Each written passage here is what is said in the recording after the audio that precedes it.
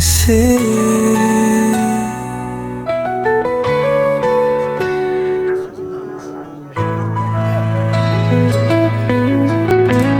Trabalhar, de atuar, né?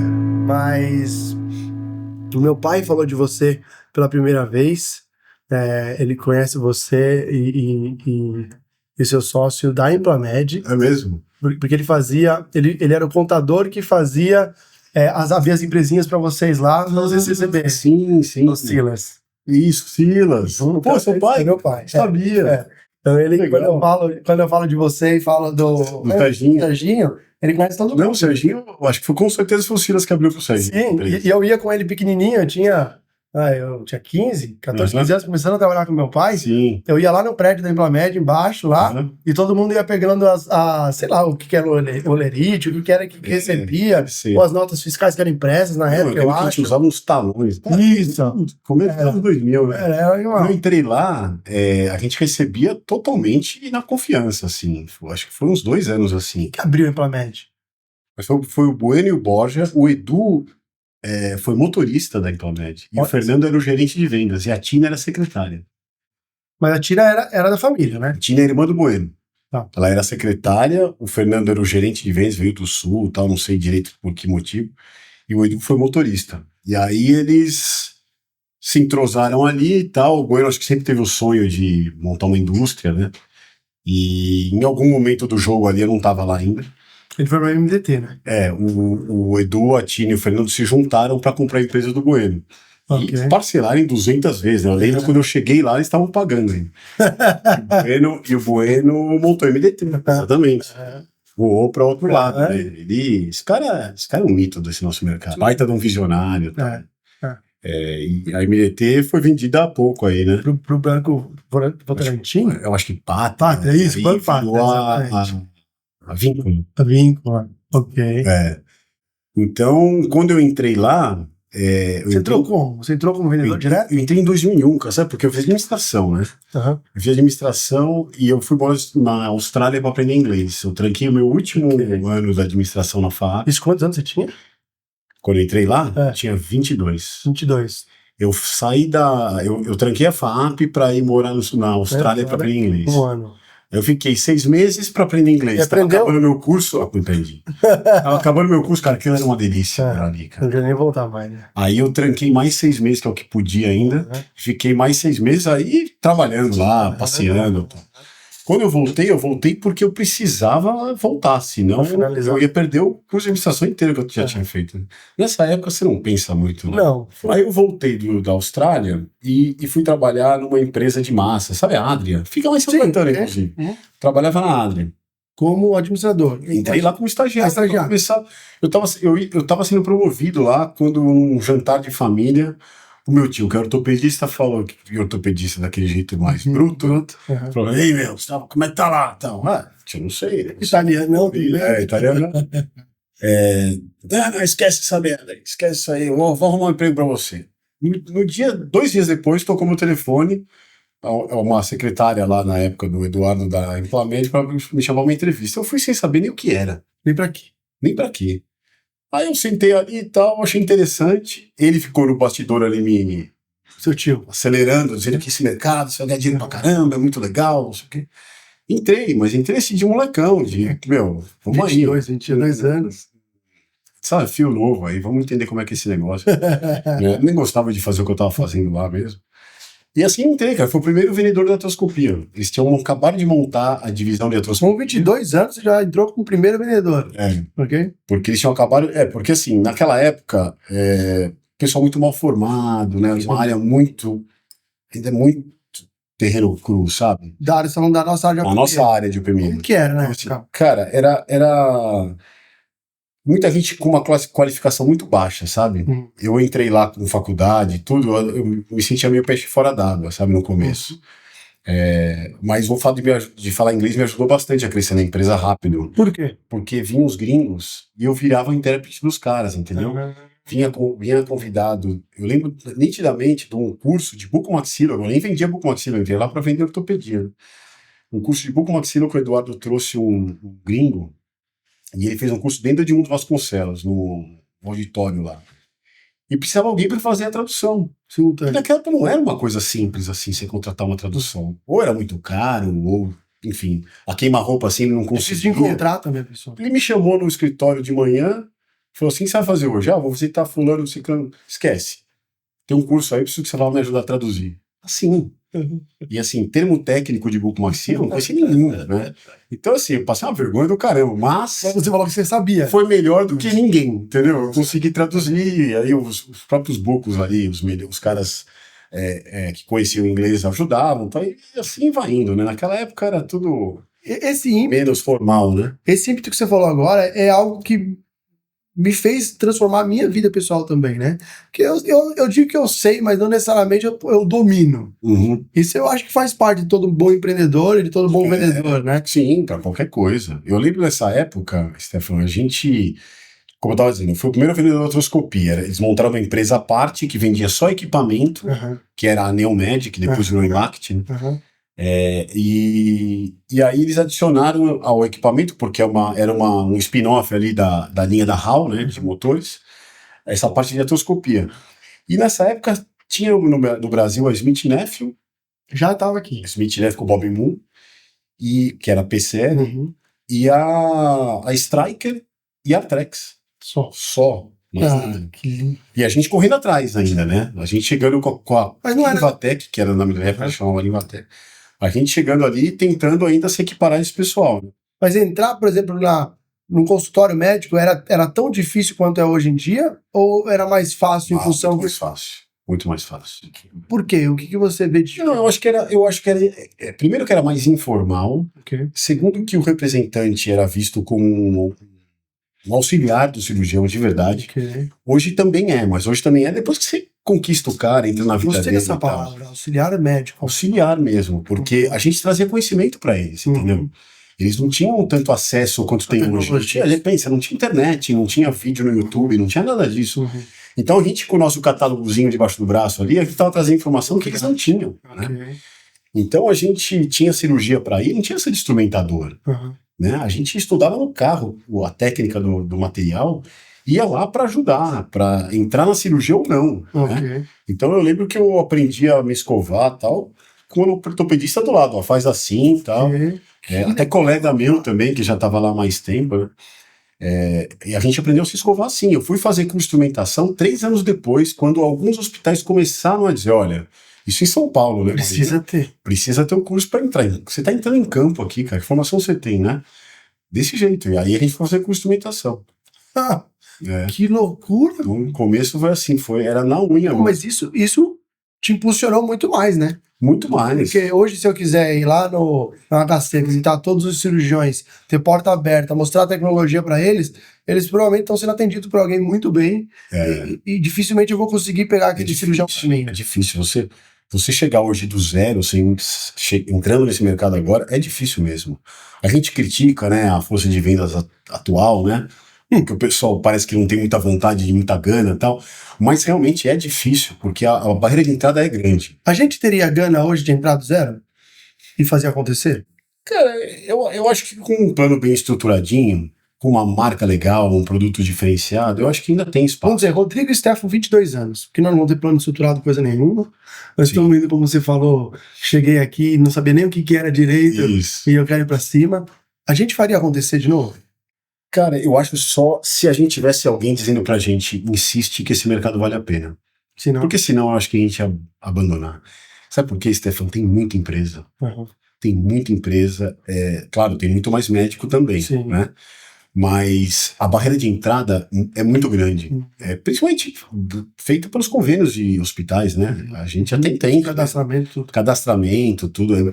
Então, assim, eu acho que nós dois com 22 anos, sem o mapa da mina, a gente ia dar muito murro em ponta de faca, talvez se arrepender pelo dinheiro gasto sem muita responsabilidade, e a gente ia pular fora. Provavelmente. Eu vejo que o que você está falando parece mais... No começo a gente surfava num oceano com ondas baixas, e pegava ali uma onda ou outra, se caísse, a prancha dava para voltar. Hoje quase você está indo para um big waves. Eu acho, por outro lado, eram grandes desafios de busca de conhecimento. Você tinha que Sim. ter vontade de aprender. Porque o conhecimento estava ali à mão, Sim. né? Isso é uma coisa. Outra coisa também, eu acho que você investir naquela época nesse mercado, financeiramente falando, acho que hoje você tem mais acesso a recurso para investir nesse mercado. Naquela época era o dinheiro do banco ali, né? Você não ia ter ninguém. Hoje em dia a gente vê muita gente entrando nesse mercado com um padrinho, entendeu? Alguém que investe para você, investiu e tal, te financia para começar. porque sabe que é um mercado promissor, né? Já foi muito mais, né? Mas ainda é um mercado. Acho que é um mercado promissor ou é um mercado estabilizado? Não, é um mercado mais amadurecido. Não, amadurecido com certeza. Amadurecido com certeza. Mas eu acho que fazendo direitinho, a gente ainda consegue ganhar dinheiro. Sim, ó, nós somos uma equipe. Né? A gente reclama bastante, porque os desafios ficaram muito grandes, né? Sim. Mas eu acho que sabendo fazer direitinho, dá para ganhar dinheiro ainda. Né? Eu vejo o sonho que eu tive quando eu abri a Set Free. E eu imagino que você deve ter tido um sonho também quando você abriu a live. Como que foi esse sonho? Porque partindo aqui da. Você começa a ir pela média, aí você vem pra live, você e o Serginho. Então, a live. Ali imagina ter tido um sonho. A live, na verdade, é assim, eu sempre tive vontade de ter a minha empresa. Eu lembro claramente de uma reunião de vendas lá em Plamed, há muitos anos atrás. Muitos dos caras que hoje são empresários em outras empresas ainda estavam lá, né? Que em Plamed formou um monte de dono de empresa. Todo né? mundo. Um monte. E todos esses caras estavam lá ainda. Eu era já o gerente da artroscopia, mas tinha gente lá muito mais experiente. Quantas pessoas abaixo de você? Eu tive no pico ali, eu tive acho que 15 vendedores na artroscopia. Depois eu virei gente. Mas tinha muito vendedor naquela época. Meu Deus. Depois eu virei vendedor, eu virei diretor de vendas. Mas dava todo mundo ganhar dinheiro ou era curva também, 2, 3 se destaca, o resto é caudal? Era isso. Era assim, uns 4, 5 eram muito bons, mais uns outros 4 surfavam a onda mediana ali, tinha uns clientes importantes e tal, e tinha aquela galera que a gente sempre ia trocando. Entendeu? Não tem jeito. Continua igual. Continua, né? A política comercial não muda. Aí depois, quando eu virei diretor, aí tinha mais gente abaixo, mas aí eu falava com os gerentes, né? Você já não se comunicava com o vendedor mais. Né? Até sim, porque eu sempre gostei, mas era o direto, o dia a dia, era mais com o gerente, entendeu? Implemente durante um tempo, aí teve uma estrutura muito assim, estilo multinacional, sabe? Gigantesco. Chegaram a ter 300 e poucos funcionários. Tinha um andar que fui com o meu pai lá, tinha o pessoal fazendo toda a demonstração de parafuso que estava lá, à disposição, aí depois tinha as salas dos diretores em cima. Era muito grande, cara. Aí tinha marketing em outro prédio. Depois juntou tudo, enfim. Muita mudança, né? Implemente sempre foi uma empresa de muita mudança. O mercado muda muito. Eu falo isso pros meninos. Eu falo, gente, como é que não vai ter muita mudança se o mercado muda tanto? Demais. A gente não tem opção de você não mudar, senão você vai ser engolido. Demais. Esse mercado, nos últimos anos, então, né? Não, isso não dá nem pra falar. Mas na live você tinha um sonho. Ali, né? Então, voltando ao sonho. Então, aí eu sempre tive vontade de ser empreendedor. Estava contando essa reunião onde o Eduardo perguntou, porque a gente tava reclamando que tava faltando material, sabe? Já tava voltando. E ele tenta se defender ali do fogo cruzado, porque a gente tava reclamando que um puxava a sardinha pro seu lado, que um tava dizendo que tava faltando parafuso dos tamanhos que vendia menos, o cara lá da prótese reclamando que, o polietileno não sei o quê. E ele numa hora lá, num acesso desse de raiva, falou: ô galera, o que vocês estão pensando aqui? Levanta a mão aí, quem queria estar sentado aqui na minha cadeira? Ninguém levantou, só.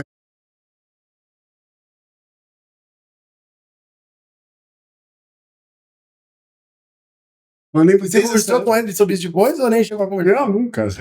Ficou na minha cabeça isso. Acho que é o ímpeto, a coragem, tá? Eu acho que ele me ignorou ali na hora, né? De tipo, esse moleque tá. Mas você tentou por quê? 30 anos. Porque eu via que eu poderia mesmo tá fazendo aquilo que ele tá fazendo. Melhor e achava que eu ele poderia fazer melhor. E você poderia, olhando hoje? Cara, eu acho que ele fazia um bom trabalho. Eu acho que sim, assim. Claro que cada um tem as suas habilidades, o seu estilo, né? Ele tem uma habilidade de relacionamento melhor do que a minha. Mas eu acho que eu faria uma gestão melhor, entendeu? Ok. Como de pessoas. Hoje eu tô fazendo. Não, de pessoas e da empresa. Da empresa em si. Porque ele sempre foi um cara muito comercial, né? E eu nunca fui 100% comercial.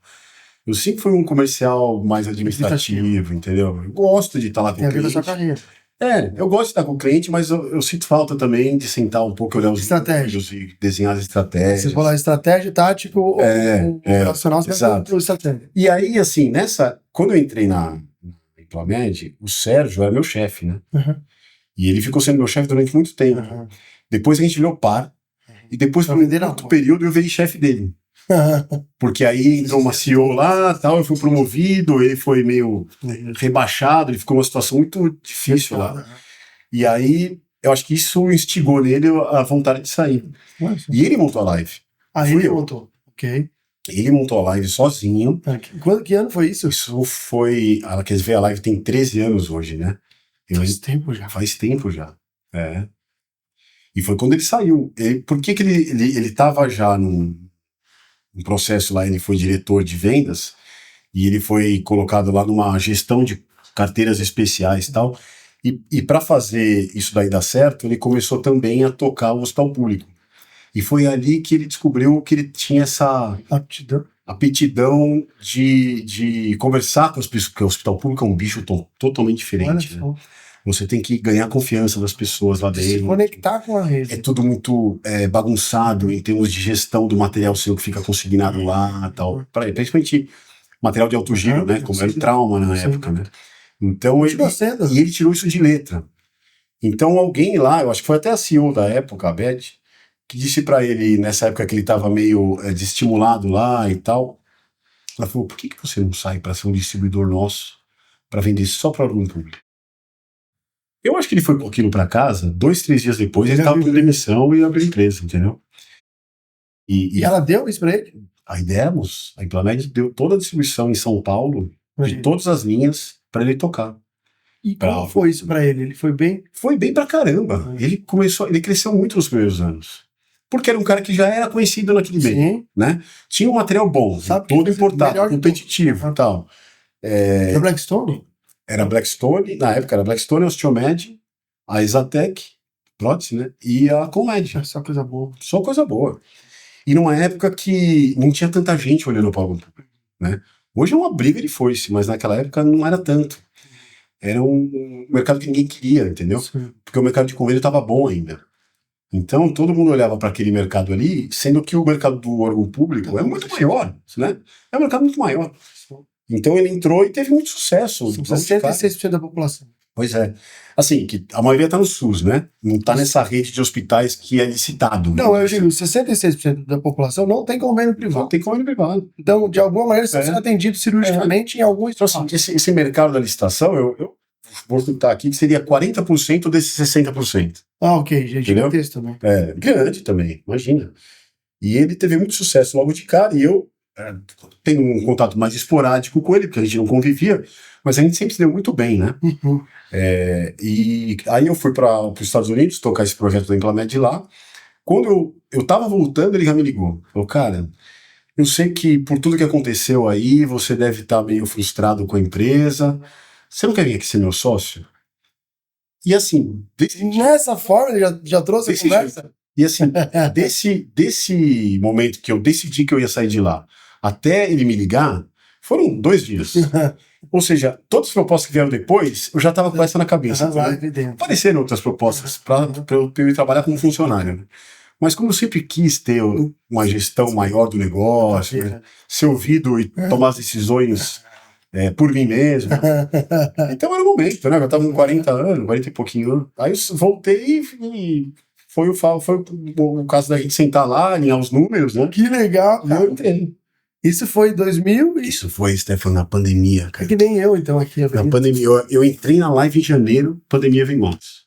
A gente abriu a Setfree em 2019, um ano de certificação, primeiro faturamento em janeiro, pandemia veio em março. Então, 3 meses de... Não, cara, e assim, eu vou te falar, quando você sai de uma empresa do tamanho que foi estruturada, tendo... Assim, com todos os defeitos que essas empresas têm, independente, né? sabemos. Depende de qualquer coisa. Mas, com certeza, muito mais estruturada do que a Live era, né? Do que a Setfree, sem dúvida. Pois é. Olhando o que uma era na época. Então assim, eu saí de lá com uma cabeça quase que de um funcionário de multinacional. Sim. Né? Uhum. Tipo, tudo funciona. Isso aqui quem que faz pra gente? Aquilo ali eu ligo pra quem, sabe? Não, tudo é você. Eu, no máximo, deixo isso aqui comigo e você faz aquilo. É isso aí. Né? A gente tinha, na época, acho que 4 ou 5 funcionários. Né? E outra, eu vim com aquela arrogância do cara que foi diretor da empresa, tal, né? Os médicos são meus amigos, isso e aquilo, vamos arrebentar. E aí veio a pandemia, cara. Então, assim, foi pra mim, Baque mesmo. pro meu crescimento profissional, foi a melhor coisa que aconteceu, cara. Porque eu cresci como pessoa, entendeu? Eu não tinha... Eu não tinha parado pra olhar pra isso. Não, eu cresci muito como pessoa. Porque aquela escassez daquele momento me fez ser mais humilde, pensar fora da caixa, né? Parar para analisar com um pouco mais de humildade mesmo os problemas da empresa, o que a gente, como pessoas, deveria fazer, até como cidadão ali naquele momento, entendeu? Então, eu acho que todo esse processo que eu passei de 2020 até 2022, que a gente quitava um empréstimo pegando o outro, pois é, foi assim, de crescimento como pessoa e como profissional, de administração, impressionante. Hoje a gente tá muito bem lá na Live, graças a essa época, eu acho. Sem dúvida. Né? Porque se você tivesse... Imagina você entrando na arrogância hoje aqui na Live. Pois é. Com a dificuldade que o mercado tem. Pois é. E você esperando que todo mundo faça alguma coisa. Sem nós temos que dar pensar em enxugar um pouquinho mais em termos de pessoas. Teria sido... Exatamente. Hoje, assim, naquela época, por exemplo, eu ficava olhando pro Sérgio assim, Sérgio, como é que nós vamos fazer isso aqui rodar sem vendedor? A gente não tinha vendedor na época. Já na época era só o Sérgio. Não, era só o Sérgio porque era só algum público. E eu entrei lá com o desafio de abrir o privado. Eu falei assim, não, cara, você tem experiência no público. Eu vou privado. Eu não sei fazer isso. Eu vou fazer o privado. Então você toca o público aí, eu toco o privado aqui. Então, para privado, eu preciso de vendedor. Saí conversando com A, com B, então, pô, na minha cabeça eu ia montar uma equipe, 5 caras, e assim. Eu ainda penso assim, tá? Mas... Não, eu queria trazer os meus amigos lá de Clamédia, os caras trabalhando comigo. Vai vir todo mundo, não sei o que e tal. Eu tomei um de não. De amigo e de nem tão amigo. Por quê? Porque era a Live. Mas uma empresa pequena. Mas se ganha mais dinheiro em empresa grande ou empresa pequena? Então, eu acho que aí vai do perfil do profissional do nosso mercado. A maioria é muito acomodado. Sim. A maioria quer o negócio na mão, né? Quer cliente rodando, né? Sim. E esse pessoal todo que eu convidei, a maioria tinha esse perfil, eu que não enxergava. Sim. Né? Então, assim, você entregar para esse cara uma carteira crua, com 2 marquinhas, uma respeitada e a outra mais ou menos, para ele trabalhar, o que aconteceu? Eu paguei mínimo garantido para um monte de gente. Até cair essa ficha para mim.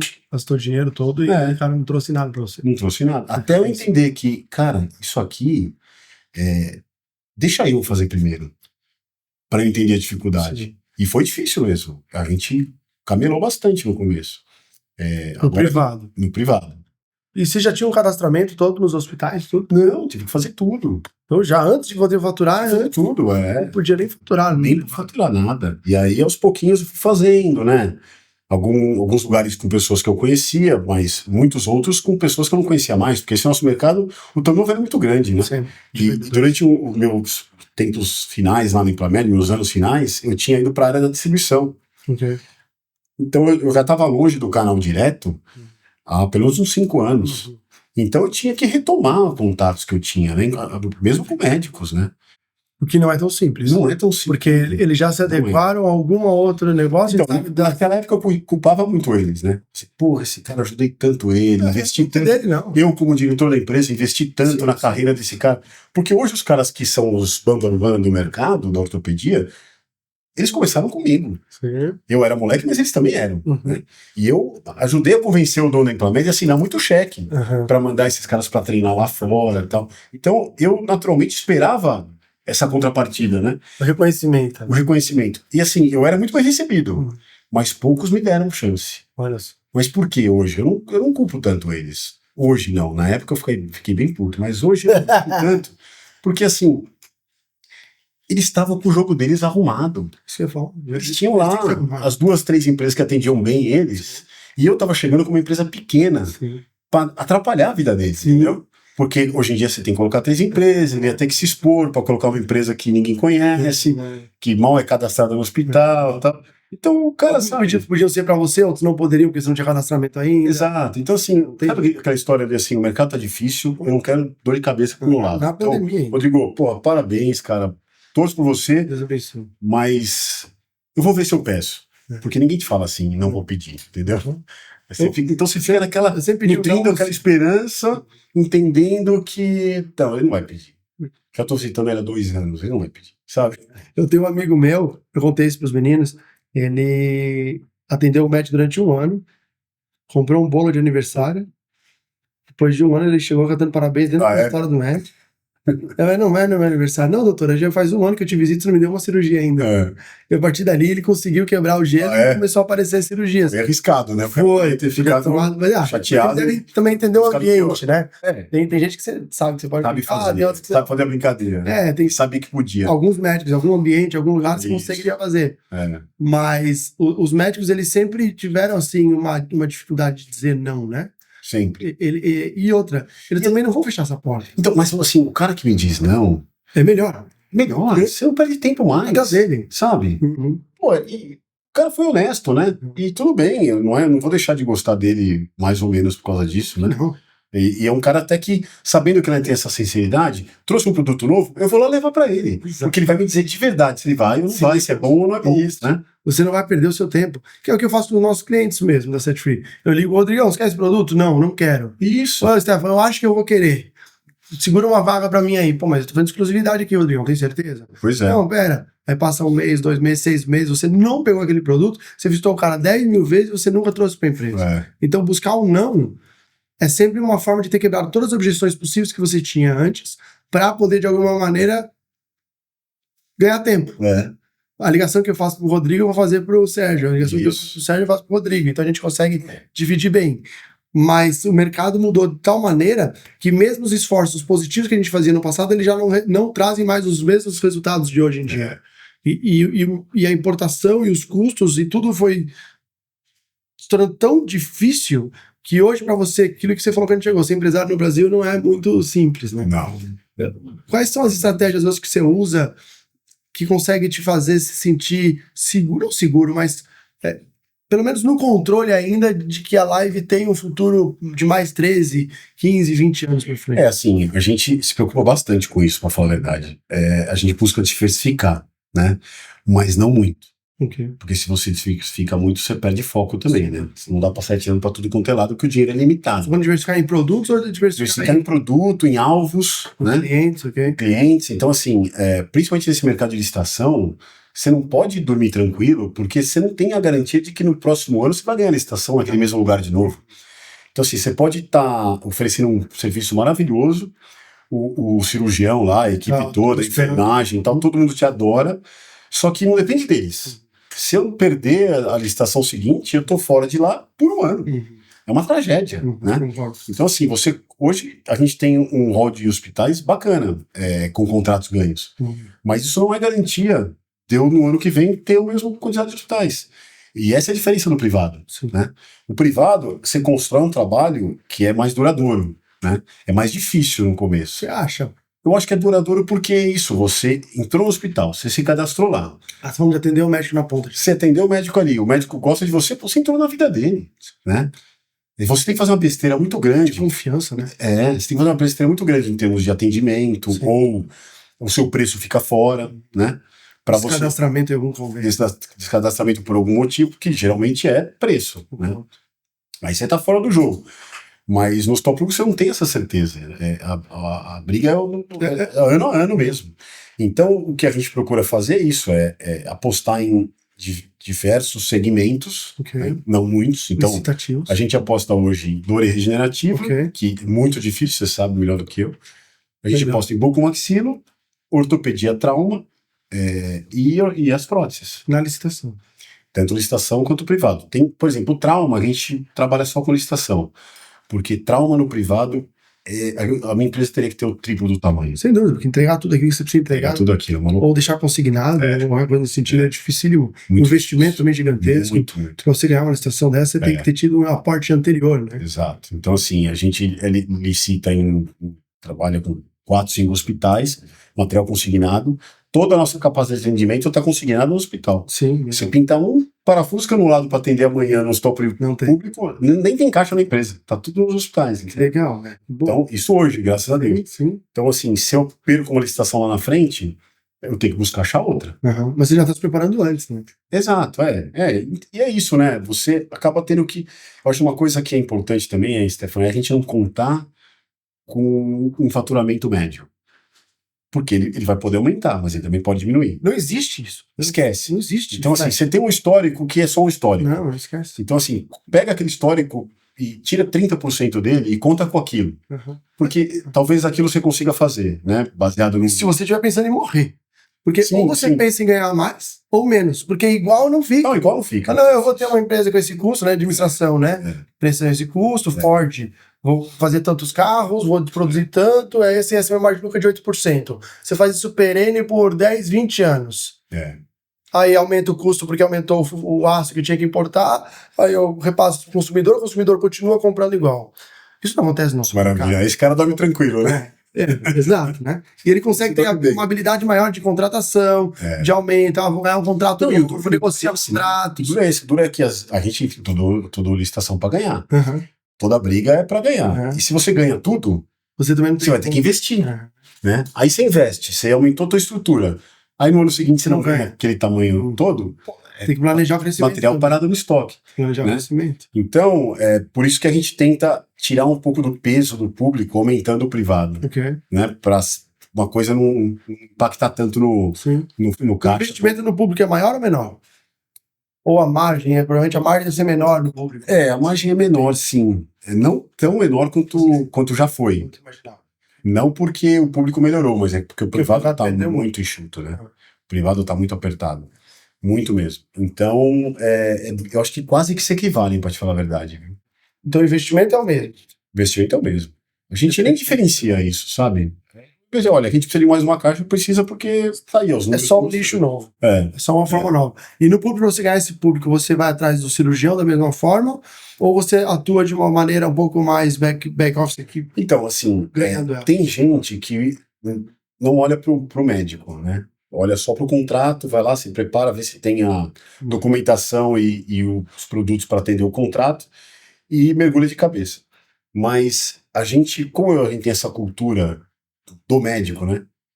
Tanto a minha quanto a do Sérgio, é uma cultura de primeiro falar com o médico, né? De lidar com o médico, né? Pedir permissão para entrar onde ele trabalha. Pedir permissão. Então é bem isso, sabe? A gente entende que a gente quer entrar num lugar onde a gente não conhece o cirurgião, a gente procura ir lá mostrar o material antes, entendeu? Porque é uma situação muito chata quando você ganha e o cara, ele preferia que o outro ganhasse, entendeu? Ele não tem nenhuma influência sobre isso. Mas ele gostaria muito que e o outro tá lá também, entendeu? E às vezes ele conhece, que tá acostumado. Provavelmente o cara ganhou a licitação ano atrás, porque a gente esquece isso, né? Se a gente ganhou a licitação hoje, significa que alguém perdeu. Então é meio que pedir licença pra entrar na casa dos outros, sabe? Sim. De olha, eu tô brigando lá, pode ser que a gente ganhe, dá uma olhada no material, o que você acha e tal. Se eles falarem pra mim, como já aconteceu, não entra, que eu não gosto desse material, a gente não entra.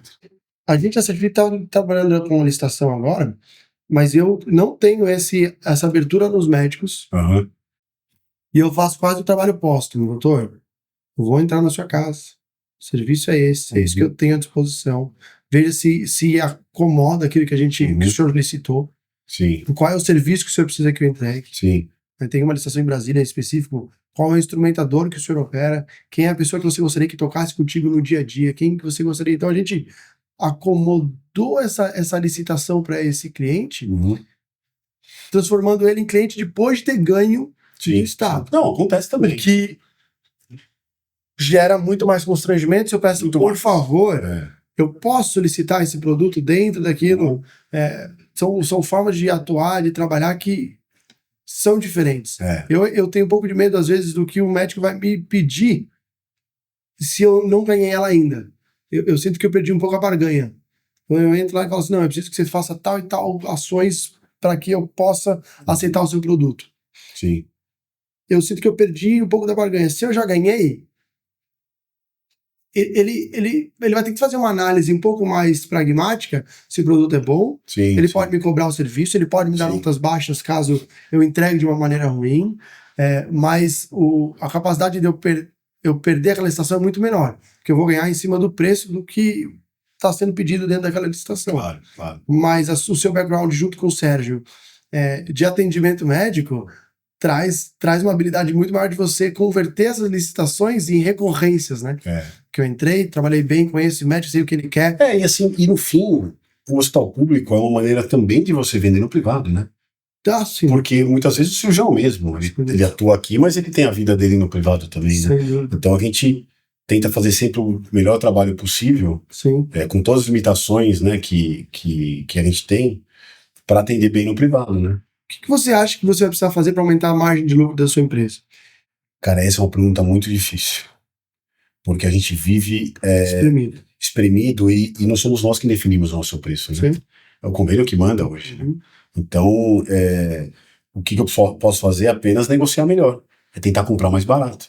E mesmo comprar mais barato é uma coisa que não depende só da gente, diretamente, muitas vezes, né?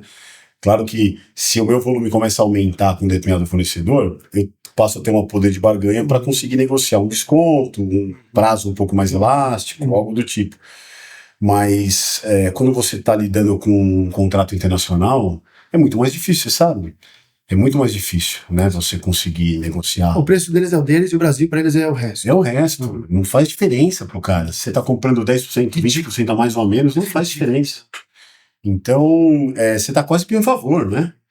Então é difícil essa conversa com os gringos. E ainda tem a questão da educação médica, que você não pode deixar de investir, né?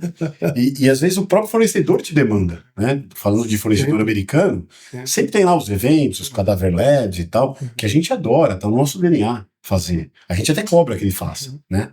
Mas o investimento é alto. Você tem que fazer um investimento, entendeu? Então, e o retorno não é garantido. Não é nem um pouco. Pelo menos curto prazo. Nem um pouco. Então, assim, melhorar a margem é um grande desafio. A gente, sim. As marcas são próprias ou vocês compram de fornecedores que importam? Vocês importam ou vocês compram de importadores? Eu importo. A única marca que é americana mesmo, que a gente, quer dizer, a gente trabalha com duas, né? A gente trabalha com o Osteomed ainda, que é da Implant. Então eu compro deles. Mas essa margem é muito difícil de você negociar. Eles é que negociam.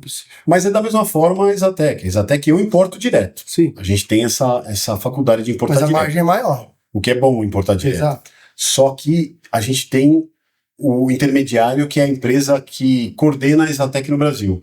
E é essa empresa que negocia com eles. Entendi. E eu compro desta empresa. Entendi. É um modelo de negócio interessante. Ou seja, a Exatec ela tem um dono da marca, mas ela tem vários subdistribuidores que importam direto. Portanto, a margem é menor. Isso. Desculpa, a margem, o custo é menor de você de comprar. O custo é menor porque não tem a bitributação. Não. Mas, por outro lado, esse cara que é o coordenador da marca no Brasil ganha uma comissão em cima de mim. Ele ganha a comissão na sua venda ou na compra? Na compra. No CIF? Na compra. Na compra. Na compra. É porque ele tem uma empresa lá fora, né? Ele fez a mesma coisa que a Implant fez. O modelo da Implant. Inclusive, eu toquei essa empresa americana da Implant quando a gente montou o negócio lá. É uma empresa que concentra os pedidos. E essa empresa compra do americano. Entendeu? O lucro fica lá, inclusive. Sim. E aí, com o lucro que a empresa... E é fora do Brasil. Fora do Brasil, lá nos Estados Unidos. E com esse lucro que eles, inclusive, compravam para eles próprios. Né? O dinheiro já estava lá. Eles têm um hedge cambial perfeito, né? Maravilhoso. Maravilhoso. Mas agora eu tô na outra ponta, né? Eu sou o subdistribuidor que alimenta essa ciranda, entendeu? Mas, enfim. E se você saísse... Óbvio, nesse produto não dá, mas se você buscasse, por exemplo, produtos que seriam da Live mesmo, nacional, e você determinasse quem são os distribuidores e você atendesse, você acha que ajudaria na sua margem nesse caso? Então, com certeza. Mas aí é aquela história, né? A gente precisaria ter uma estrutura maior para isso, né? Por quê? Porque são dois mercados muito distintos, né? Você cuidar do varejo e, ao mesmo tempo, você fazer como a Set Free, né? De buscar parceiros fora e trazer para revender para distribuidor. Por isso eu tenho a Six. A Six é isso. A Six Medical é uma empresa que eu abri com um outro sócio, que a gente faz exatamente isso. O que a Set Free faz? O que a Set Free faz. Busca a marca, a gente busca a marca, registra, traz do Brasil e nós vamos ter distribuidores. E, com certeza, a Live vai ser sempre um grande cliente da Six para o que a Live quiser. Porque tem coisa que não faz sentido. A gente está trazendo agora um material de coluna. Não é a praia da Live. Então, tudo você vai buscar outros distribuidores. Eu tive conversa hoje cedo com um cliente aqui e ele me relatou exatamente isso. Ele falou assim, às vezes o problema da minha distribuidora é que a minha empresa de ponta é quem determina o que eu compro.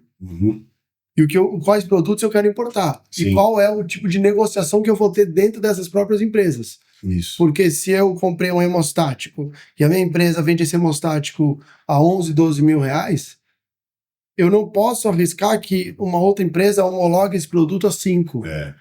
Então eu perco a minha capacidade de margem. Então você tem uma competição interna muito forte que destrói os dois negócios. Não os dois, mas um deles está sendo sempre canibalizado. Isso acontecia muito com a gente lá. E na Six você tem medo disso acontecer ou por conta de ser sócios diferentes? Sócios diferentes, são negócios diferentes. O foco da Six é esse, né? E a gente busca tomar muito cuidado na hora de precificar os produtos, porque existem diferenças regionais, né? O distribuidor que atende essa região do Nordeste, em geral, são empresas de médias para pequenas e que atendem uma região geográfica muito gigantesca. Então esse cara tem um custo logístico pesadíssimo, né? E muito bem estruturadas no sentido de eficiência operacional deles é gigantesca. Gigantesca. Vejo que eles conseguem atender. Mas eles têm que cobrar mais caro. Não tem jeito, né? Então assim, não dá pra gente... Porque o Implement cometia muito esse erro. O preço de São Paulo é o preço do Brasil. Não regionalizado. E aí, muitas vezes, o preço de São Paulo mata o cara lá que tá no Nordeste, né? Até impostos diferentes. ICMS Bahia 21, aqui é 18, tem lugares que tem isenção. E naquela época, as Unimedes, Brasil afora, e mais notadamente a do Sul, né, de Porto Alegre e de Belo Horizonte, tinham preços muito baixos. E o cara fica fora da Unimed e fica fora do mercado, né? 60% dos convênios é Unimed. Então o cara não tinha preço, entendeu? É por isso que a gente está vendo aí o crescimento gigantesco das marcas nacionais, né? Porque com o dólar no patamar que está, não tem jeito. O mercado tem nível nacional. Ou nacional ou chinês. Importar, por exemplo, nos Estados Unidos, como é que você faz agora? Então, assim, a gente tem esse produto que é americano. E, graças a Deus, essa área de prótese ortopédica, o nacional ainda não está legal. Aí eu acho que ele vai demorar um pouco. E é raro, hein? É uma das poucas áreas em que o nacional não está legal. Por que você acha que não está legal? Cara, eu não sei, meu. Eu não sei se é qualidade, porque assim, as máquinas são as mesmas, né? Mas eles não atingiram a excelência ainda, nem na finalização do implante, quanto nos instrumentais. Será que não é matéria-prima que chega pra gente diferente do que chegaria para os caras? Pode ser. Aí tem que ter um conhecimento de indústria que eu não tenho. Né? Mas conversando com esse pessoal, eu sei que eles querem acertar. Eles já acertaram em outras áreas e vai chegar uma hora que eles vão chegar lá. Mas, por enquanto, trauma já dá para ser nacional, bucomaxilo, de fixação, tudo. Medicina esportiva, tudo isso daí, o nacional, é um nacional meio híbrido com o chinês, né? Vocês trazem algumas coisas aqui. Fabricação por terceiros. Tá crescendo bastante e não tem outro jeito, Stefano, porque o dólar está muito alto, então mais ainda. Então, para você ser competitivo no preço que o convênio quer pagar, não tem como. Tem que ser nacional. E você acha que a qualidade está diminuindo nos convênios? Ou seja, o que a gente entregava de qualidade pro paciente hoje, ele é menor? O convênio pagando menos? Eu acho que tende a ser menor. Tende a ser menor. Dentro do próprio fabricante. Por exemplo, voltando agora à artroscopia, né, que sempre foi minha área. A Conmed. Primórdios. Pois é. Não, falando até de uma coisa mais recente, um fenômeno recente. Os caras têm âncoras para fixação do manguito das mais variadas tecnologias. Para fazer dupla fileira, para cobrir o footprint, não sei o quê. Baita tecnologia, âncora biocomposta, né, que é aquele material de trifosfato de cálcio que o corpo absorve de fato, né? Só que aí o convênio ou o hospital te impõe um pacote em que tudo tem que custar R$6.000. Cara, pode mais colocar. Âncora de titânio. Então a gente voltou para 2005. A gente deu um passo para trás. Entendeu? Dentro do mesmo portfólio de produtos. A âncora metálica continua lá. O cara te vende, você quer comprar, ele vai te vender, você põe na cirurgia e você resolveu o problema do convênio do hospital. Só que você está entregando para a cirurgia uma solução que também, também funciona, mas é inferior. A medicina evoluiu, né? E a gente involuiu por conta de custo. Eu nunca vi isso na minha vida, bicho. A gente olhar para uma área para salvar pessoas, esquecendo toda a parte de negócio que a gente não é ONG, mas empresas que devem salvar pessoas, que devem trazer tecnologias que de fato resolvam a dor do paciente, atuar contra o seu próprio juramento, né? Eu prometo entregar o melhor. E o médico nesse contexto, ele é um vítima. Ele não tem que fazer, porque ele é funcionário. seja do hospital, seja do convênio, né? Então, eu assim, mantendo a positividade, eu acho que a gente vive aquela história do pêndulo, né? O pessoal abusou demais. Médico, empresa, distribuidoras, abusou demais, né? Tudo custava muito caro, desnecessariamente caro, né? E agora a gente tá vivendo a reação. A reação do convênio. A gente tá no outro extremo do pêndulo agora. Você acha que já chegou no extremo ou tá chegando? Eu acho que chegou. Eu acho que chegou. Tá impraticável. O meu medo é esse aqui, não ter chegado ainda no... Não, talvez ainda vá mais um pouquinho, mas a gente tá vivendo, assim, uma situação em que tá muito concentrado na mão de poucos, eles pagam o que quer, oferecem o que eles bem entendem, né? O médico não pode brigar, porque se ele brigar tem uma fila de médico ali para eles colocarem no lugar, né? A empresa muito menos, né? Mas eu acho que vai chegar um momento em que não tem mais de onde sangrar, entendeu? Então, já que não tem mais de onde sangrar, eles vão olhar para outra área. E essa área, que é a nossa, da UPME, tá pacificada, entendeu? E aí, ficou quem sobreviveu. O pêndulo ficou aqui em cima também. Tudo bem, mas ficou quem sobreviveu, e aí eu acho que é a hora que a qualidade vai voltar a fazer diferença. Qualidade não só de produto, como de atendimento. Então, eles vão passar, para se diferenciar, já que todo mundo já está no mínimo do que vai gastar com isso, né? Digo, não tem o que fazer mais. Me colocando na posição do gestor lá do convênio, né? Eu não consigo mais enxugar. Então agora, para ser competitivo, eu vou precisar entregar algo melhor, né? Então eu vou precisar remunerar melhor o meu funcionário, vou precisar oferecer um atendimento de melhor qualidade, né? Então aí eu acho que a qualidade vai voltar a fazer a diferença, o atendimento vai voltar a fazer a diferença. Porque uma coisa que eu não entendo, cara, é por que você precisa ser homologado, o seu material precisa ser homologado para vender. Controle de preço. Eu sei que é controle de preço, mas vamos pensar do ponto de vista da qualidade. Não, esquece. Por que um gestor de convênio é que tem que dizer para o médico se aquele produto é bom ou não é? O produto não. Então, agora a empresa sim. A empresa sim. Porque ele tem que ser certificado. Tudo bem, mas a responsabilidade é de quem? É do médico. Do produto, sim. Não é? Mas não do condicionamento dele. Tudo bem. Porque vamos dizer que eu roubei uma caixa do Osteomed de algum cara e transformei em empresa. Claro. Então, assim, o que o hospital tem que exigir de mim? O hospital, o convênio. Tem que exigir se eu tenho todas as certificações, se eu trabalho com produtos registrados, se os equipamentos que eu mando estão todos calibrados. Né? Isso eles já fazem. Perfeito. E mesmo assim, eu não consigo entrar. Não, isso é a barreira de entrada gigantesca. Por que eu não consigo entrar? Porque o outro é mais bonito. Porque o outro entrou antes. Sei. Entendeu? Mais bonito e... Porque o outro é mais amigo, sei lá, né? Então, assim, eu acho que, do meu ponto de vista, se tão mais fácil, olha, estrutura do Manguito, eu vou pagar 10 mil reais. Doutor, escolhe quem você quiser. 10 mil reais. Lógico, eu vou me certificar de tudo isso. Que o cara que você está indicando tem registro, que ele tem... todos os instrumentais dele têm procedência. O cirurgião tem uma ética boa. Certificado, isso e aquilo. Tudo isso. Agora, a partir daí, doutor, é responsabilidade tua. Teu cagada na cirurgia é o seu CRM, você que assinou. O problema é teu. Porque é uma responsabilidade de coparticipação, né? Então, se um paciente ainda tem óbito dentro de um hospital, a investigação ela é geral, né? Não é só cirurgião, óbvio. O médico é o primeiro a ser analisado ali, mas há uma composição gigantesca de questões. Não, eu autorizei esse cara, esse produto é legal, eu conheço essa empresa. Porém, eles trouxeram para mim um produto que não era bem aquilo que eu queria.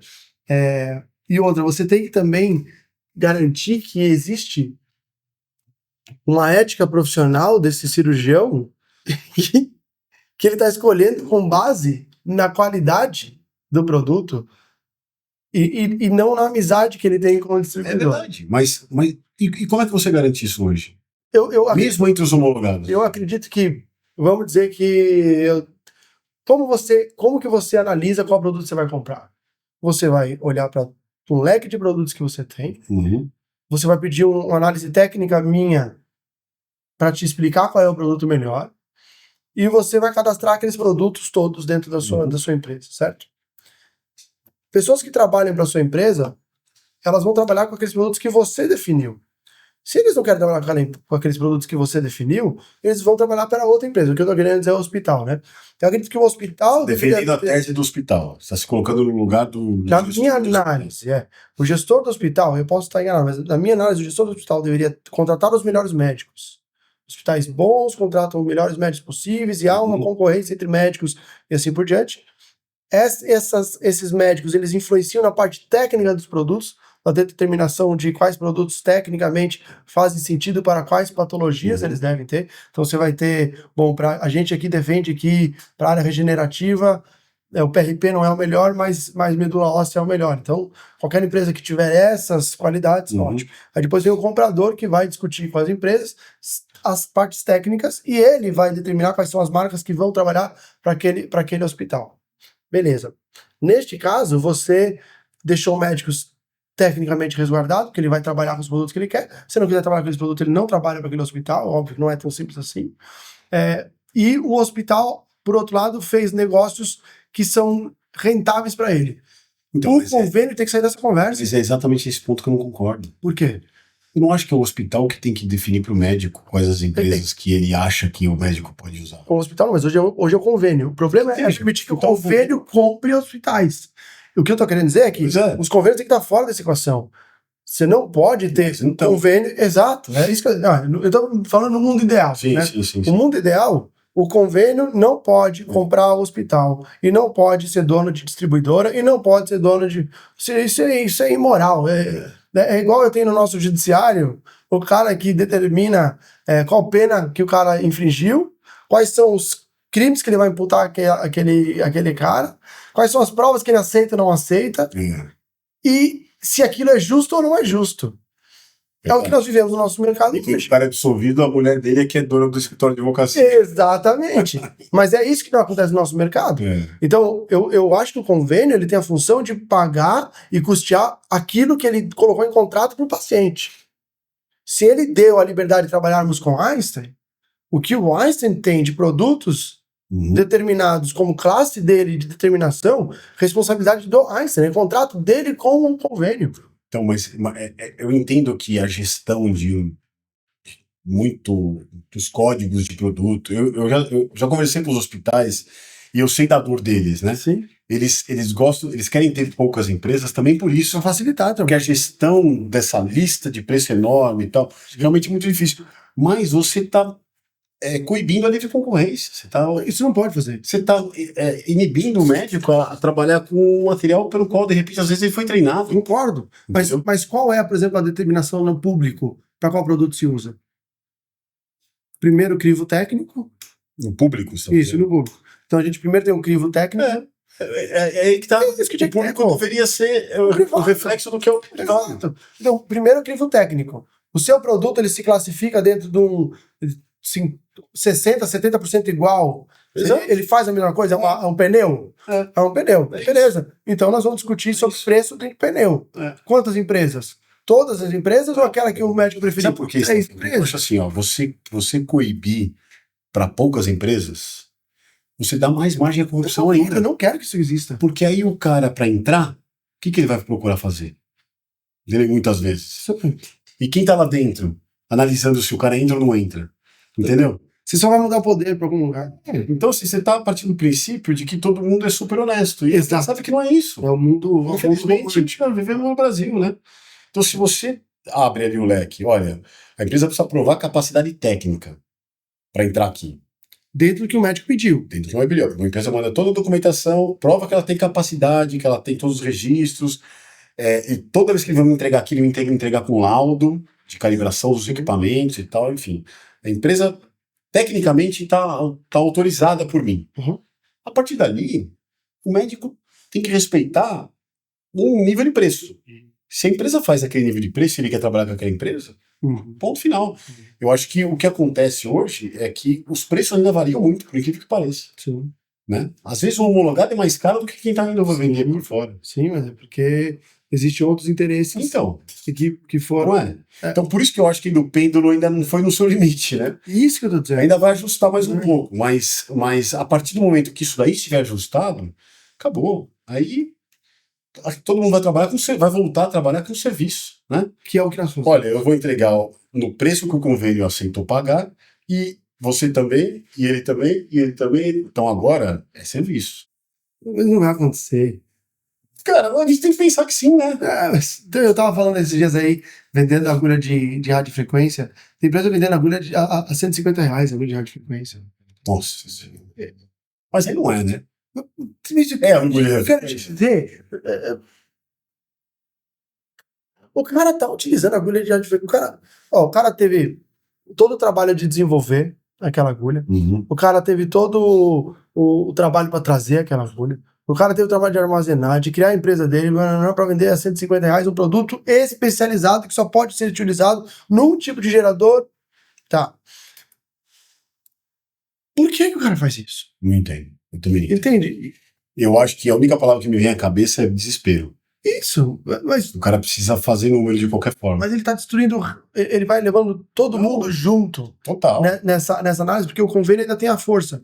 Ele tem todo o poder de determinar o que é ou não é legal. Ou seja, ele é o Supremo Convênio Federal. Ele determina tudo o que deve ou não deve. O convênio vende isso, vai achar que você estava roubando ele e vendendo no preço maior. Exatamente. E o que não é verdade.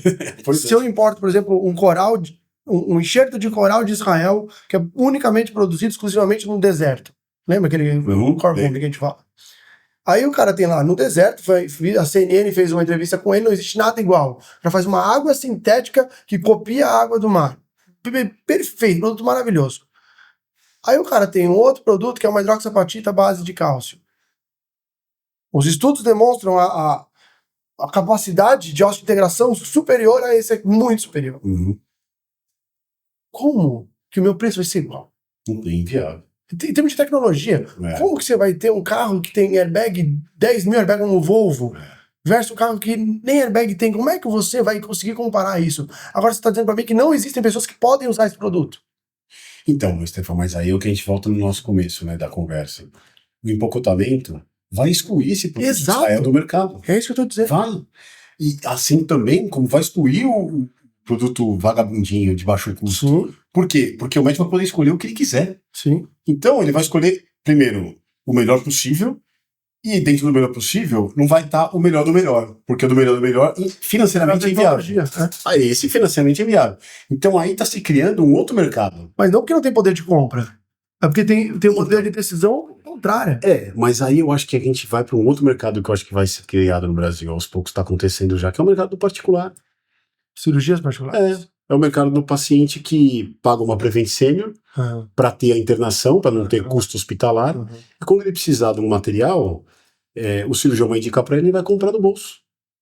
É um mercado também, eu acho, que vai existir esse filão, sabe? Um financiamento. Sabe por quê? Porque os convênios tratam tão mal esses pacientes hoje.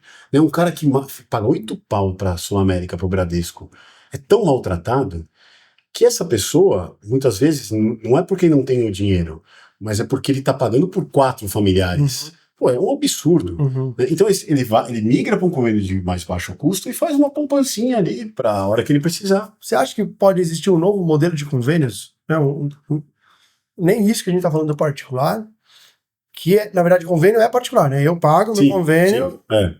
É o sem convênio, né? Ou não tem nada, eu não pago nada, zero, isentão, ou eu pagar mensalmente uma taxinha menor. Eu acredito que, falando aqui contigo agora, talvez possa existir um espaço para uma empresa aqui no meio que financie esses pacientes quando necessariamente se tornarem pacientes. Então, eu acho que é o conceito da história das seguradoras americanas, né? Que eu acho que deveria...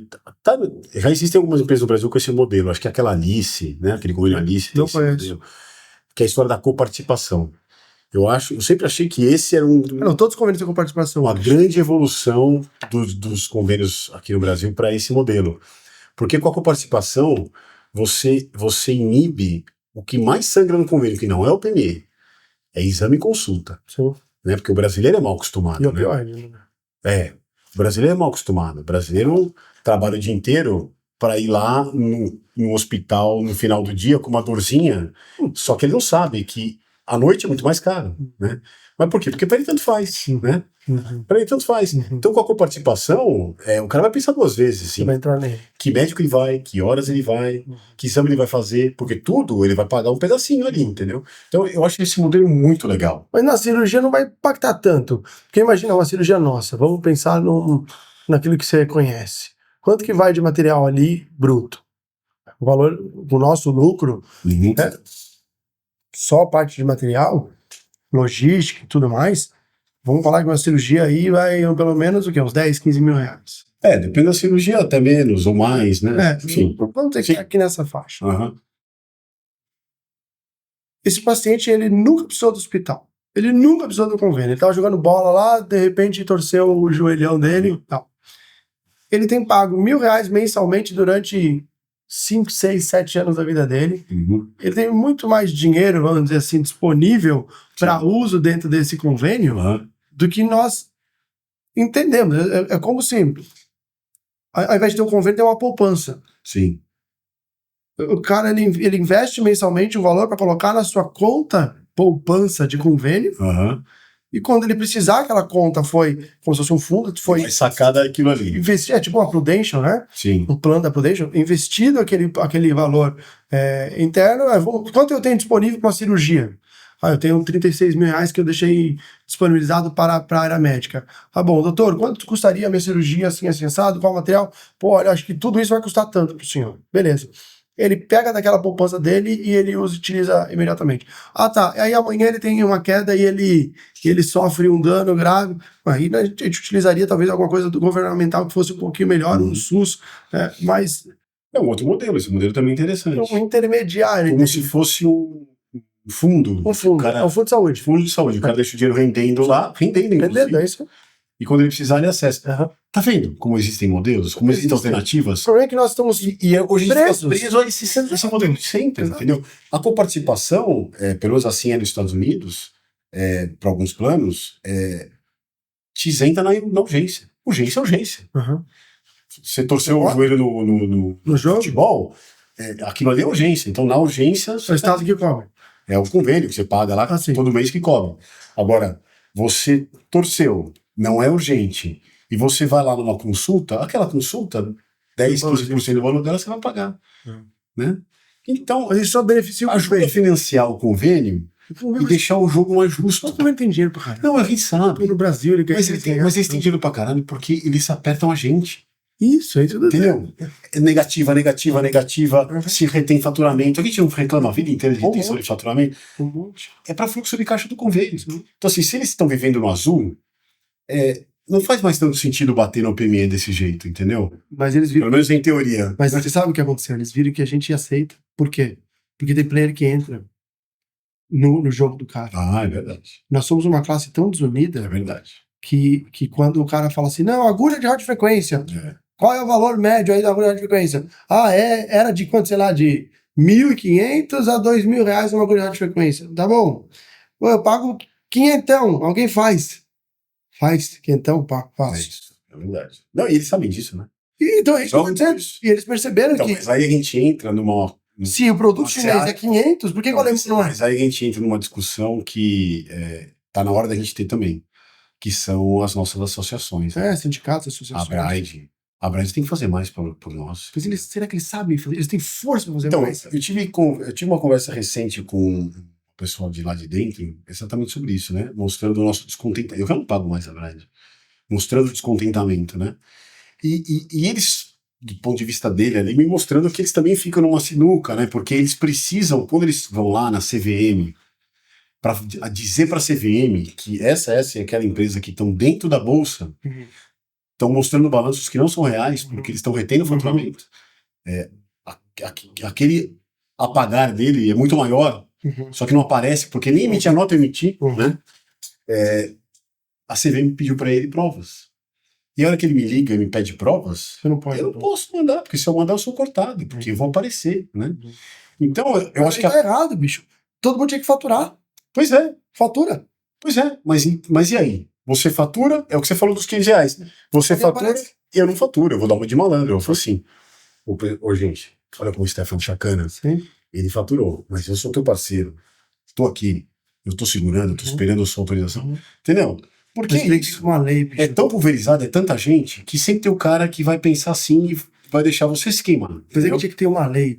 Olha, não pode deixar notas fiscais em aberto Isso. por mais de um mês. Isso. Essa é uma iniciativa Beleza, o deles. próprio convênio vai começar a tentar analisar mais rápido. Exatamente. Essa é uma das iniciativas Porque deles. isso Mas acaba com todo isso é o tipo da coisa que é lobby no Congresso, ele tem que passar na mão de deputado, demora. Eu sei disso. Mas é um caminho. Esse é um dos caminhos. Primeiro remediado Uma lei. é esse. Porque qual é o princípio da lei? Rastreabilidade. Sem O paciente dúvida. tem que saber o que está no corpo dele. Uhum. Né? Faz um ano, o cara não sabe o que Muitas vezes passaram-se 4, 5 meses da cirurgia e o paciente não sabe o que tem no ombro dele porque eu não consegui faturar. Um ano, bicho, um ano. Tem caso de um ano, sim. Um ano. Tem muita empresa que não faliu na pandemia, mas está falindo agora. É. Sabe por quê? Porque a bola de neve que ele tinha Isso. usando há muito tempo Faturamento acabou retido. agora, porque ele parou de fazer cirurgias. Então é isso, assim, o faturamento é retido por quê? Porque o plano de saúde enxergou que a gente engole, primeiro. Segundo, a gente não tem alternativa, né? Por isso a gente engole. E terceiro, é uma maneira deles se financiarem. Sim. É um dinheiro barato, Imagina. né? Imagina. Dinheiro barato, está todo mundo pagando Não, o convênio já pagou os mensalmente, todo também, direitinho o seu convênio, e eles estão deixando de autorizar um faturamento que já aconteceu, já aconteceu. Mas o Sírio-Libanês não deixa de receber. Não deixa, mas, principalmente os hospitais grandes. É isso que eu tô dizendo. Porque o grande, Ele já ganhou do convênio grande todo, o ele pega dinheiro que era seu. o grande ele pega meu pós e apresenta o convênio e recebe. Isso, exato. E aí, mais a hotelaria, mais os insumos, mais tudo que ele colocou ali de cartilha, ele coloca isso pro convênio, o convênio paga ele. É. Aí ele pega aquele dinheirinho e investe. Ou ele segura para poder fazer caixa. É. Aí depois disso. Ou ele compra um convênio. Ou ele compra um convênio. Ou ele compra um laboratório. Justo aquele convênio, ele vai liberando aos poucos para te pagar por rentabilidade. Então a gente, por seres unidos, nós temos pouca força.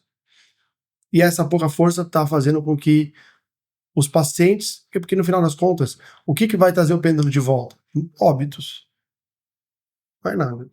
Não adianta a gente achar que vai chegar esse momento, óbitos. A hora que eles começarem a enxergar, a má prestação de serviço vai gerar isso. Em 2007, nós tínhamos menos óbitos causados por uma incapacidade nossa de entrega de resultado do que nós temos hoje. O que mudou? Pô, mas cadê o Osteomed? Cadê Blackstone? Cadê Carbone? Cadê os materiais importados que nós teríamos que ter? Onde é que eles estão? Pô, a gente usava aqui, peraí, membrana, enxerto e sei lá, um hemostático ou um infuse. Né? A gente utiliza... Cadê esses materiais? É isso mesmo. Pô, e quando é que eles vão começar a receber os dados de reop? O paciente Maria operou hoje, operou amanhã, depois. É por isso que eu te digo, não é fácil de resolver, mas também não é insolúvel, entendeu? Não, mas precisa começar a discutir isso. Porque o convênio não quer discutir. Não quer discutir. Óbvio que não. Aliás, você sentar na frente de alguém de convênio hoje é impossível. Não, esquece, eles não querem discutir nada. Você não consegue conversar. Antigamente, eu não tô falando de tanto tempo atrás, né? Porque parecendo papo de velho, né? Antigamente. Mas eu tô falando. Mas é que o nosso antigamente correu muito, pô. A gente não tinha nem AI até atrás. Eu tô falando de, sei lá, 6, 7 anos atrás. Você ligava no convênio e marcava uma reunião. E você sentava lá e conversava com alguém. Hoje em dia, você liga, o telefone só toca. Não vai falar com ninguém. Nem aí, você. Não é que você pede uma reunião e te falam que não vão conseguir a reunião. É que não atendem o telefone. Não atende. Nem no convênio, nem no hospital. Então, assim, você não tem nem interlocução para conseguir pensar numa alternativa. Mas por que não tem? Porque para eles tá bom. Óbvio que tá bom. Né? Para eles tá ótimo. Ninguém fala nada. Eles exigem o que eles querem. Tenta falar com o Supremo Tribunal Federal. Exato. Então, assim, eu entendo os motivos. Eu acho que precisava realmente desse choque. Mas já deu, né? Tem muita empresa quebrando e gente honesta que tá querendo fazer um trabalho bem feito, né? Então, eu acho que é o momento agora de abrir e de mostrar a força, né? Eu tenho dito isso para eles. Eles tinham que talvez criar uma certificação de empresas que eles garantem donos deles. Quem dá o aval aqui é a Bright. Olha, nós temos uma série de questões. Eles têm compliance? Tem isso, tem isso, tem isso, tá, beleza. Certificação Bright, só dando um exemplo, né? Sim. Convênio, esses caras aqui são certificados meus. Sim. Pode confiar. Não, mas quando isso... Aí você tem máfia das Provas, aquela história da máfia das Provas em 2014, 15, né? Surgiu essa iniciativa. Teve um spin-off lá da Bright, que foi aquela empresa que era uma associação também que dava só com essa questão do compliance. Esqueci agora o nome. E tinha um selo, eles tinham um selo. E todo mundo tinha que ter esse selo para poder entrar no hospital. Alguns hospitais de São Paulo exigiam. Mas banalizou, todo mundo tinha selo. Então, mas isso que eu... Entendeu? Mas aí não pode ser Brasil sempre, né? Uma hora vai ser Brasil. Pois é. Porque não é qualquer empresa que vai ter Anvisa. É. Qualquer empresa tem o que a Live tem? Não. Não tem, porque não é fácil. Você tem um RT, ou seja, se você criar modelos de perguntas de entregas que determinem o que uma pessoa tem que ter para poder ter a certificação, para eu importar, eu demorei 2 anos para poder importar ilimitado, Rodrigo. É difícil. O Brasil me limitava em $60 mil a cada 6 meses. Isso. Como que eu cresço? É difícil. É isso mesmo. Ah, mas aí o que você tem que ter? Você tem que ter funcionário, aí você tem que ter caixa, você tem que ter impostos pagos. Isso. Não é? E histórico. Isso. E você tem que ter um histórico de tempo disso acontecendo. Então, ou seja, se eu pedir, por exemplo, para 10 empresas do nosso mercado, você tem radar ilimitado? Provavelmente meia empresa vai dizer que tem. Porque não é tão simples assim. Não é. Mesma coisa que a Bright. Vamos resolver as questões dos materiais para o doutor determinar quais são os materiais. Beleza, doutor. Dentro de todos esses materiais que estão acreditados pela Bright. Opa, NS, sei lá, alguém que configuraria esse negócio. Eu acho, Stefano, sabe uma coisa que a Bright poderia fazer? E aqui nós estamos os dois falando deles, né? Então, eu acho que você poderia chamar alguém aqui. Que era igual a gente tava do Eduardo quando a gente tava olhando pra cadeira do Eduardo. Eu acho que a gente poderia chamar alguém da Bright aqui. Você poderia chamar um dia para bater esse papo. Porque com essa pessoa que eu conversei, eles têm as dificuldades deles, é compreensível mesmo. Mas eu acho que eles deviam ser muito mais presentes em rede social, por exemplo. Muito. Porque hoje em dia, se mostrar rede social, é lá que você coloca a tua voz, né? Sim. Então, a Bright não está sendo ouvida, o governo está ignorando, o Congresso não está se mexendo. Rede social, Rede social, pega 2, 3 médicos famosos aí, caras que abracem a causa junto com você, deputado que abracem a causa. Cada um desse aí tem 100 mil seguidores. Vai aumentando a tua base e vai dando vai demonstrando o problema. Né? Mostrando o problema. Eu tenho certeza que eles teriam muito mais efetividade se eles abraçassem a rede social, sabe? Lembra do ICMS? Que a gente fez aquelas carreatas? Lembro. Então, aqueles grupos de WhatsApp lá, que a gente tinha quantas pessoas donos de empresas? Tinham, sei lá, um monte. Tem até hoje, eu acho. A gente foi ouvido, não foi? Mas a gente fez um barulheira do caramba. Exato. A gente fez 2 carreatas, acho que uns 300 ou 400 carros, se não me engano. Imprimimos adesivos, fizemos acontecer. E outra. E hoje nós estamos aceitando que não fatura nossas notas. E sabe o que acontece assim, ó? Você dá uma nota sua pro cara da Bright mostrar pra CVM que vai punir um player enorme desse aí, você tá decretando a falência da Porque você é pequeno. Porque você é pequeno. Agora, você compartilhar um link, curtir um post no Instagram, sua empresa não vai ser penalizada por isso. Você vai ser só mais um. Agora, mostra pra CVM um pacote de uma vez só de 200 mil notas.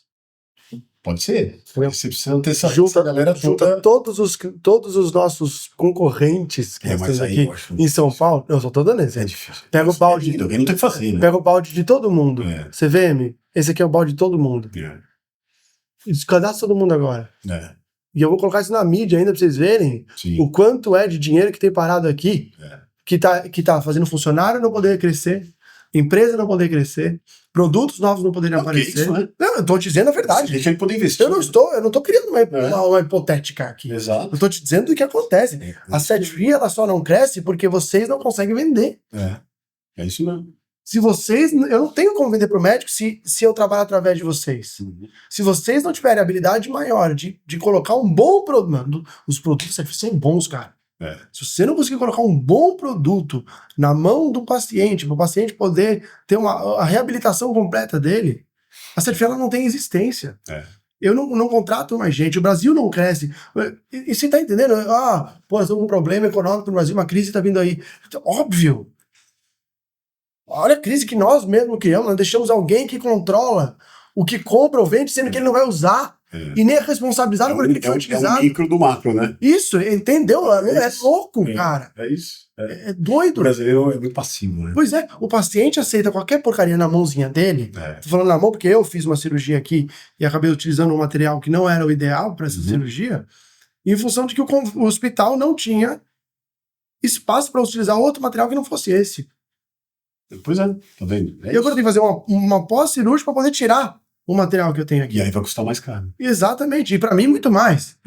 Mas esse pessoal do convênio, eles têm tudo isso mapeado. Pode ter. E eles sabem que esse help ainda é exceção. Sim. E que mesmo assim, tá mais barato para eles. Sem dúvida.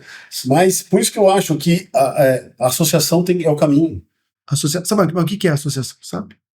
Um conjunto de pessoas unidas pelo mesmo propósito. Sim. Se a Bright for uma empresa... Mas é uma entidade, ela não representa um CNPJ específico. Isso, mas eu tô dizendo, se a Bright, ela é uma entidade sem poder, porque ela não tem uma representatividade do Rodrigo, do Zezinho, do Joãozinho, todo mundo junto, lá dentro, com reuniões mensais, reuniões semestrais, que tragam os problemas, e essa força vai junto, andando... Porque eu não tô falando aqui que eu quero que a live venda mais do que o meu concorrente.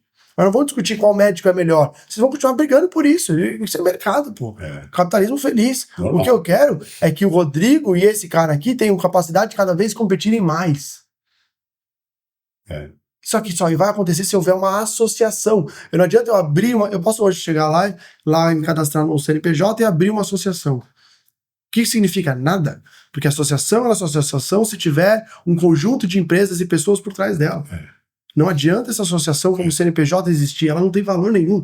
Uma igreja não existe se não houverem membros dessa igreja. Isso que eu acho, Stefan, que eles mostrando um pouco mais de combatividade, todo mundo vem junto, se vê que eles estão atuantes ali, falando, dando voz às nossas aflições, né? Porque hoje não é isso. Hoje tem uma reunião lá a cada 3 meses, você vai lá, 2, 3 caras, sempre nas empresas, eu sei que eu já fui, representando a empresa, sempre nas empresas, é um chove no molha lá, que é a mesma conversa há 3, 4, 5 anos. Então, sabe... Não efetivamente vem uma mudança ali dentro. Entendeu? Então, assim, eu acho que esse é um caminho, né? Pra gente tentar normatizar e deixar esse mercado um pouquinho mais igualitário para todo mundo, sabe? Salvar todo mundo, cara. Salvar das loucuras que a gente também cometeu no passado de mercado e nos salvar agora das loucuras que o convênio está cometendo no presente. Isso. Eu sempre que criar uma normativa onde o convênio não determina tudo e nem nós também determinamos tudo que nós queremos vender pelo preço que nós queremos vender. Exatamente. O que não é ruim pra gente e o que não é ruim pra eles. Não nos fez pessoas malvadas porque nós usávamos de vender produtos bem vendidos. Também não faz deles pessoas ruins porque eles querem pagar o mínimo possível. A questão é que tá faltando um juiz aqui no meio de determinação. Tá mesmo. Em que lugar o convênio extrapolou? Tem que ter um espaço do carbono.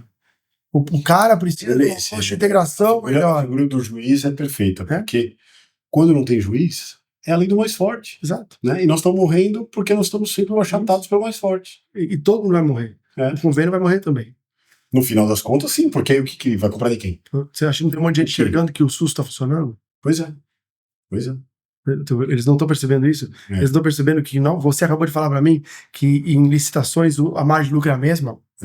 Como que pode ser a mesma se os produtos importados eles são muito mais caros? É porque o público canibalizou de uma maneira que é obrigado. O Estado está pagando aquilo ali.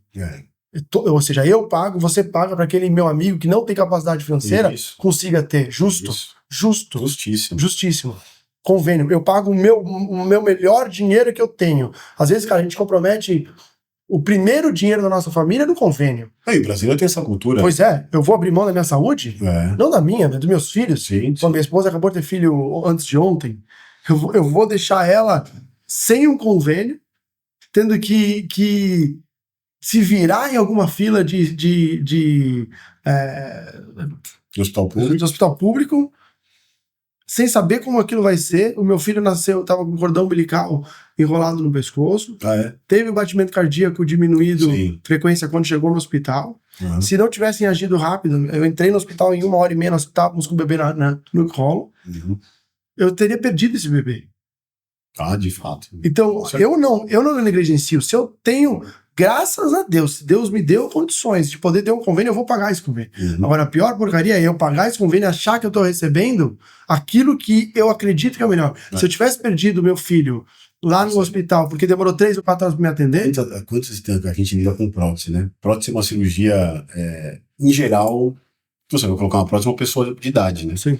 Então é uma judiação, cara. Sim. Você vê, o médico pede a cirurgia, demora 3, 4 meses pra autorizar. E a mulher tá lá com dor, coitadinha da tiazinha, da vozinha lá com 82 anos, morrendo de dor. sabe, 3, 4 meses esperando uma cirurgia. E ela pagou lá o convênio dela a vida inteira, usou 2, 3 vezes, exame, isso e aquilo. Sabe, então, seguindo o conceito da poupança que você estava dando como exemplo, ela tava rica. ela teria um baita de um valor para ser utilizado ali sem discussão alguma. Só de correção monetária. Pois é. Só de correção monetária. Porque eu tô falando de exemplos aqui de convênios bons, convênios caros, e que deixam a pessoa esperando, sabe? Imagina você, quanto tempo você paga convênio? Pô, desde sempre. Quantas vezes você fez cirurgia? 3 na vida. Nada grande. Contar a inflação, o reinvestimento. Pois é. A quantidade de dinheiro investido. Então tá tudo numa mão só. O cara que tem muita grana faz essa conta, né? Tem muita gente que não tem essa convênio. Empresa, então. Essa empresa é uma fintech da área da saúde, né? Fica a ideia aí. Teria que ser, quem tem essa habilidade de fazer aí, né? Porque faz todo sentido. Porque nem todo mundo usa. Quem sabe poderia até ser... O sistema do consórcio, já viu como é que funciona o consórcio? Sim. Foi desenvolvido o consórcio? Mesma lógica, né? Nós somos 10 amigos. Eu quero comprar um carro, eu tenho 10 mil reais, o carro custa 100 mil. Eu só tenho 10 mil. Só que eu ganho 10 mil todos os meses. Quanto tempo vai demorar para que os 10 caras tenham os 10 carros de 100 mil? Vai demorar 10 meses. Beleza, vamos fazer o seguinte? Vamos juntar os 10 mil de cada um aqui? Vamos sortear quem vai ganhar o primeiro carro? Essa é a lógica. Beleza, então ganhei o primeiro carro. Isso. Quem vai ganhar o segundo carro? Bom, sorteou, saiu. Até os 10 meses todo mundo vai ter os carros. Mas nós tivemos. Nós poderíamos ter a mesma formatação de consórcio. E ainda fazendo um mix com a participação. Isso que eu tô dizendo. Para a pessoa também não abusar e não acabar com aquele... Mas poderia ser, imagina que a gente coloca ali um grupo de 1.000 pessoas, cada um investe R$1.000 por mês. Tá? Aí, nessa situação, amanhã o Rodrigo vai dizer para mim, ele quer dar um lance, porque ele teve uma cirurgia, ele tem que fazer aquela cirurgia. Tem mais alguém que tá fazendo uma cirurgia? Não. Então tá bom, Rodrigo, você vai pegar o seu valor, você vai continuar pagando pelo mesmo prazo que você contratou, mas esse dinheiro vai ser alocado para você esse mês. Beleza, mês que vem tem uma outra pessoa, porque... eu acho que, dada a insatisfação atual, né, eu acho que tem muita gente especialista nesse mercado olhando para isso, eu acho que essas ideias vão surgir, viu? Se já não estão... Esse convênio Alice é um exemplo, e como esse tem tantos outros aí que já lidam com essa história da coparticipação, e essa fintech da saúde aí, capaz ela já até existia, quem tá aqui só... Pegamos a ideia no universo, então... E nós podemos pegar o nosso produto, entrar em contato com essa fintech e colocar à disposição. A gente faz preços muito melhores para vocês, já que vocês vão faturar para mim na hora. Recebo em 30 dias. Recebo em 30 dias. Eu tenho toda a minha cadeia. O atendimento vai ser melhor. A felicidade de a gente trabalhar vai ser maior. O impacto financeiro de você esperar 3 meses para faturar, ainda faturar para dali a 60, 90 dias. Às vezes até 120 dias. Não é? Você imagina? Qual é o impacto financeiro disso? Total! Porque você vai receber pelo valor futuro. Pois é. O que você gastou hoje. Não existe. Muitos desses produtos a gente tem que comprar à vista. Tudo. Você paga instrumentador, você paga equipe logística, você paga toda a estrutura de empresa, você paga o fornecedor. Se você comprou um produto e você vendeu, você não quer comprar mais um só, porque não adianta você ligar para o Stefano e pedir um produto. Pois é. Você tem que comprar 10 produtos de mim, porque você acredita que vai continuar vendendo bastante. Claro. Muitos nem vendem um, né? Não existe. Até 10 é pouco, em termos de quantidade de cirurgia, né? Então, enfim. Rodrigo, obrigado demais por bater esse papo. Prazer. Quem tem assunto aí para mais uns 3. A gente fica, cara. Se for trazer o Serginho também junto, eu ia trazer ele também, você vai ver que a gente vai conversar bastante. E marca com o pessoal da Bride. Vamos marcar. Porque é um assunto que a gente tem que fomentar, meu. E a ideia de você ter um espaço como esse é sensacional. Né? Porque a gente fomenta esse tipo de discussão abertamente, sabe? Aqui não tem ninguém querendo sacanear ninguém. Só quer trazer o melhor produto possível, entregar o nosso produto honestamente, atendendo o paciente, pensando numa cirurgia de sucesso, com um cirurgião bem treinado. E cobrando o que é justo do convênio. Claro que houveram abusos no passado, não tenho dúvida. Mas acho que as pessoas que passaram por tudo que já estão passando aprenderam, né? Acho que todos nesse mercado aprenderam a duras penas que precisa ser justo. Precisa ser justo, porque senão... O pêndulo. Exato. O pêndulo. Esse pêndulo ele aconteceu na história por muitas vezes, aconteceu... Quando os cristãos eram perseguidos, passaram a perseguidores. Exato. Se você começar a olhar... a história da humanidade, né? O pêndulo, e todo mundo acaba extravasando, né? Isso. Tem um versículo na Bíblia que fala sobre um olho por olho, dente por dente, né? Uhum. E Jesus, quando ele vem, ele fala, já ouviram falar disso? Antes façam o oposto. Por quê? Porque é muito difícil, se você arrancar um olho, eu arrancar só um olho seu. É justo, tá? Se você tirar um filho meu, eu acho justo eu tirar um filho seu. Se você tirar um olho meu, eu acho que é justo tirar um olho seu. Justiça tá ali. Mas eu normalmente vou tirar um olho, mas vou dar uma arranhada junto. Sim. O pêndulo da maldade, porque aquilo causou em mim um efeito que você não sabe, porque eu não estava esperando. Isso. Agora, toma, de volta. Isso. E é o pêndulo também que eu vejo um pouco no Brasil hoje, né? A gente está tendo um pêndulo aqui tão desproporcional, ou talvez nós tivemos no passado um pêndulo tão desproporcional de algum motivo que eu não sei, que nós estamos num pêndulo aqui que isso está trazendo uma geração que está ficando pesado para segurar. Exato. Essa é a ideia do pêndulo, né? A gravidade está puxando. E a reação pode ser... Exato, catastrófica. E não é bom pra ninguém, cara. Não é bom pra ninguém. Uma pena que o brasileiro volta tão mal há tanto tempo, né? Independente se é esquerda ou direita, volta mal. Volta mal. Pensa de uma maneira única, exclusivamente no seu próprio... Isso. A gente tá vendo a Argentina agora, o que tá acontecendo com a Argentina. Um cara bom que eles colocaram lá.